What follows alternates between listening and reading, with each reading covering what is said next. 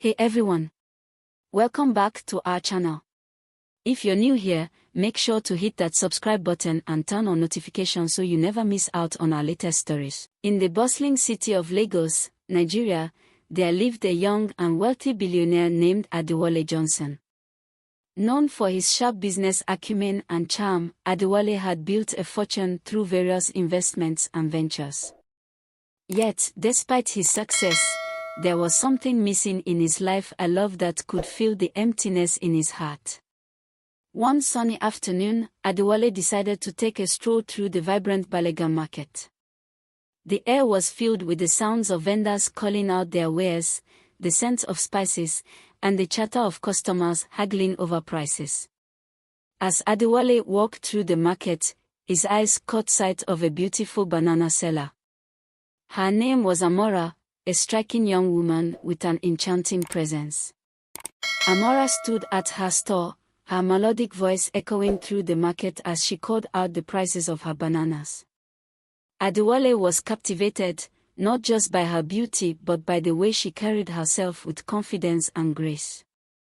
He couldn't help but notice her shapely figure, especially her nayash, which seemed to draw him in like a magnet. From a distance, Adewale found himself mesmerized by Amora's body shape. He admired her curves, thinking to himself, "This is the shape of the body I've always wanted in a woman." He took a deep breath, feeling his heart race, and decided to approach her store.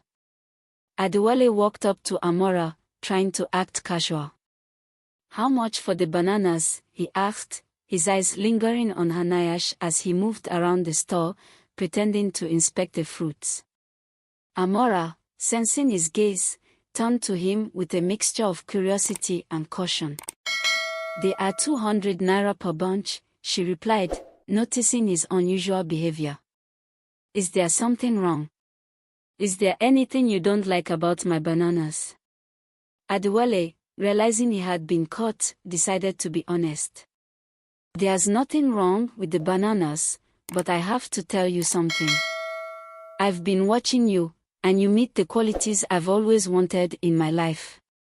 Amora's eyes widened in surprise. "So, what do you want from me?" she asked, her voice filled with a mix of suspicion and intrigue.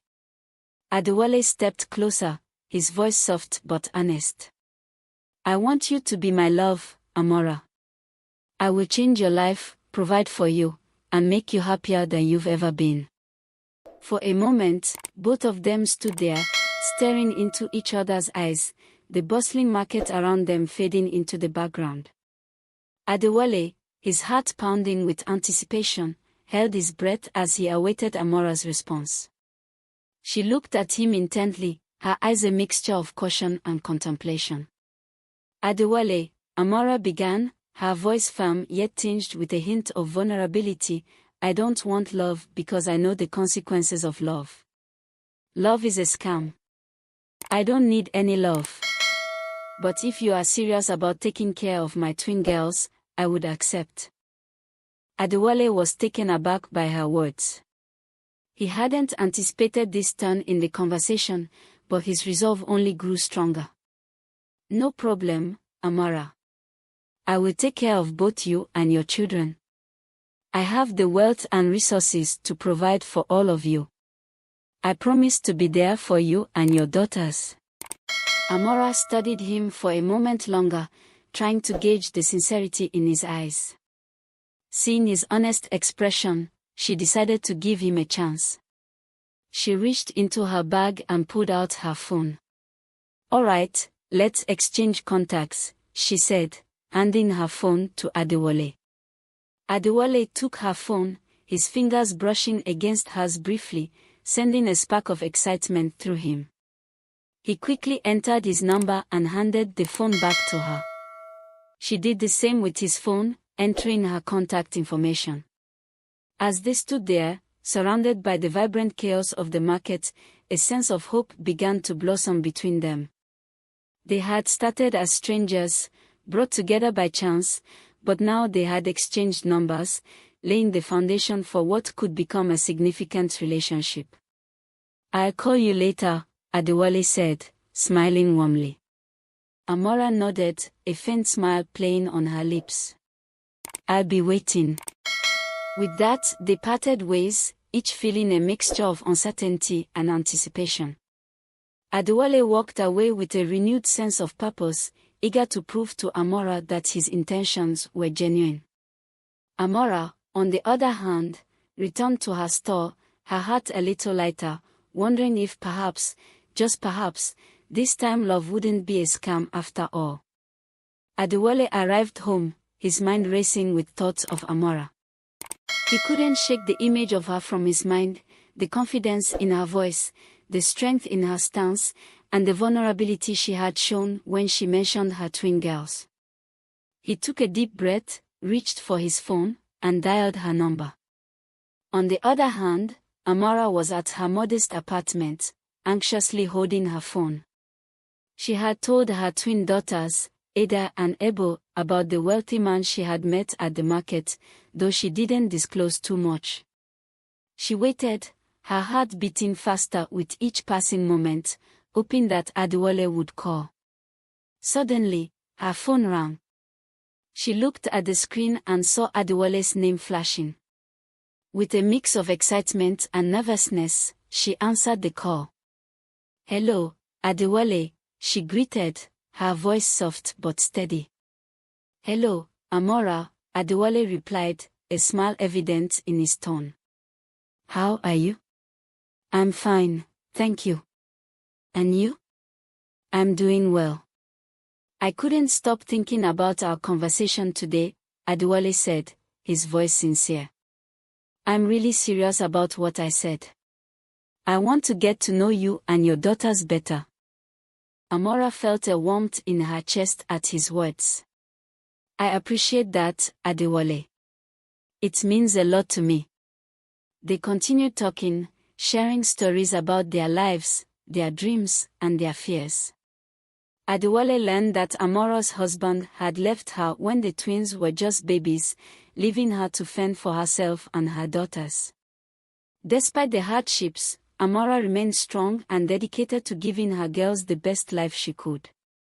Adewale shared his own experiences, talking about his journey to success, the challenges he had faced, and the loneliness that often accompanied his wealth. As they spoke, they found common ground and a mutual understanding that drew them closer. After an hour of heartfelt conversation, Adewale suggested, "Amora, I would love to meet your daughters. How about we meet tomorrow at one of my favorite restaurants?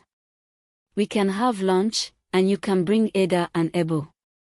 Amora hesitated for a moment, but the sincerity in Adewale's voice reassured her. "That sounds like a good idea. What time should we meet?" "Let's meet at 1 p.m., Adewale said, his excitement palpable. "I'll make the reservation and send you the details." "All right, 1 p.m. it is." "I'll see you then," Amora agreed, a smile spreading across her face. As they ended the call, both felt a sense of anticipation for the next day. Adewale was eager to prove his commitment, while Amora was cautiously hopeful that this could be the start of something beautiful for her and her daughters. The next morning, Adewale woke up early, excitement coursing through his veins. Today was the day he would meet Amora and her twin daughters properly. Determined to make a good impression, he went to his expansive wardrobe and carefully selected his outfit, a tailored suit in a deep navy blue, a crisp white shirt, and a pair of polished leather shoes. He added a touch of luxury with a gold watch, a gold necklace, and his favorite smart spectacles. Standing in front of the mirror, he adjusted his collar and smiled at his reflection.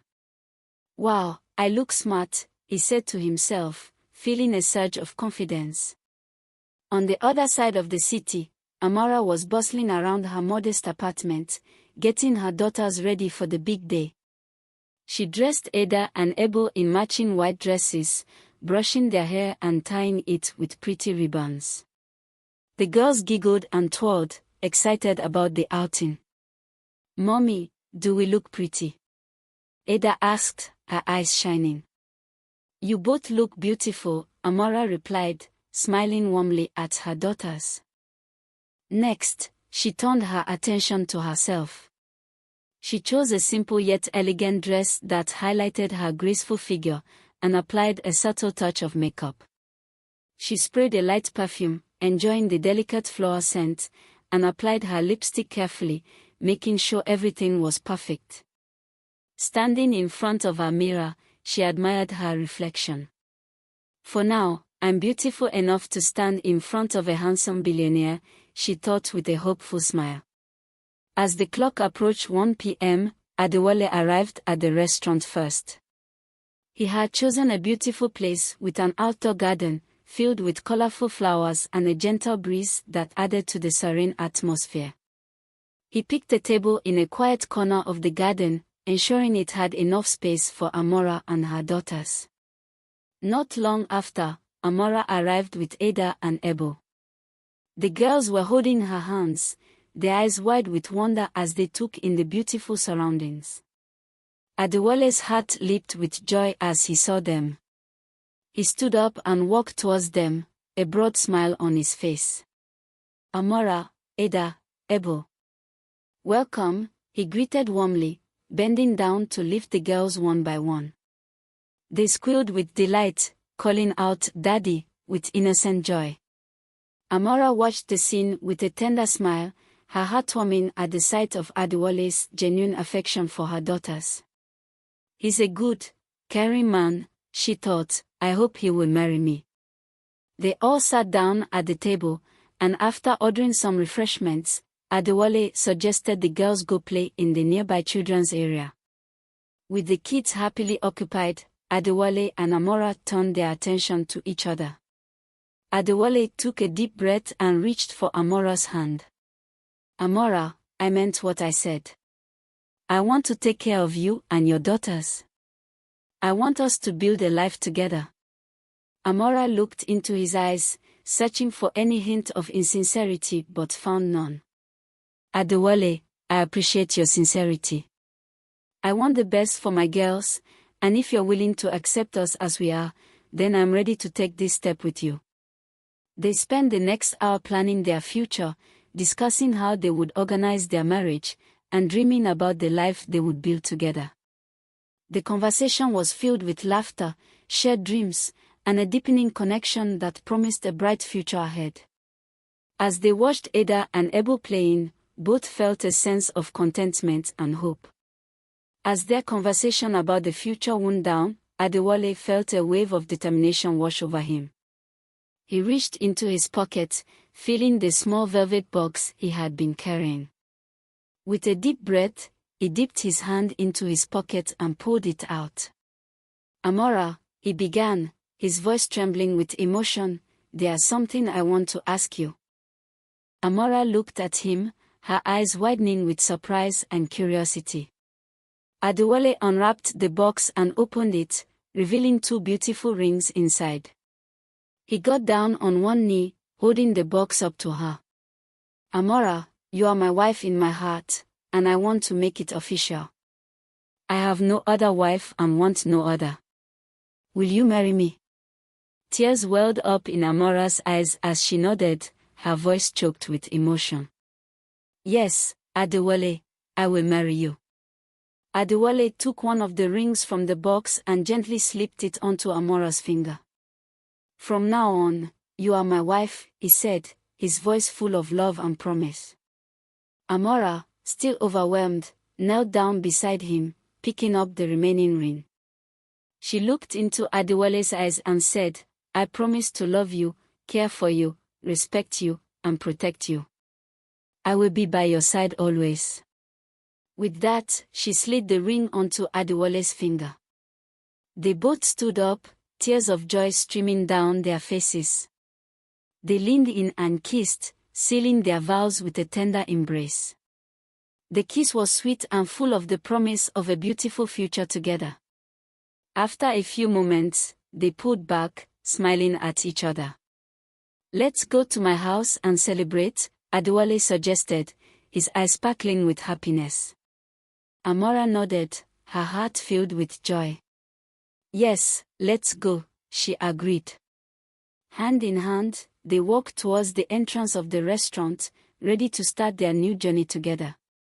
With their daughters by their side and love in their hearts, they were ready to build a life filled with happiness and togetherness.